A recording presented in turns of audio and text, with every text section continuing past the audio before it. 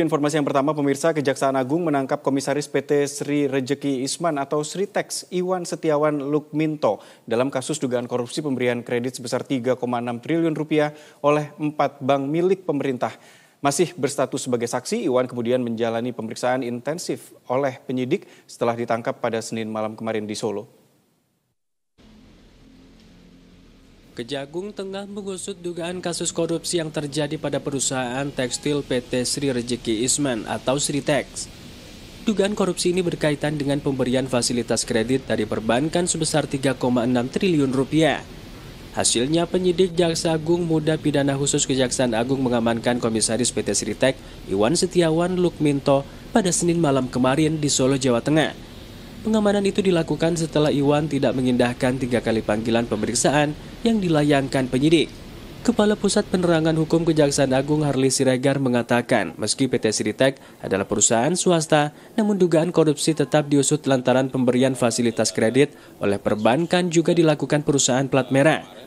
Harli mencatat setidaknya ada 4 bank yang memberi kredit kepada PT Sritex, yakni 3 bank daerah dan 1 bank nasional. Hingga kini penyidik masih melakukan pemeriksaan intensif terhadap Iwan Setiawan Lukminto. Penyidik punya waktu 1 kali 24 jam untuk menentukan status hukum Iwan Setiawan Lukminto dalam kasus tersebut. Tentu dalam kaitan apa, seperti yang rekan-rekan media barangkali sudah pahami terkait dengan pemberian kredit ya dari beberapa bank ya. Kalau kita lihat nilainya sekitar hampir 3,6 T ya, itu di beberapa bank. Tapi informasinya bahwa yang bersangkutan ini juga kan menerima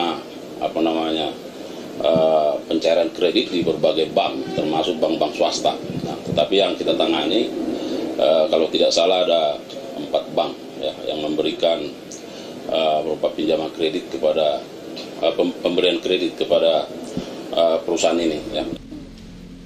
Meski telah mengamankan Iwan Setiawan Lukminto selaku Komisaris PT Sritex, namun penyidik belum menetapkan satupun tersangka dalam kasus ini.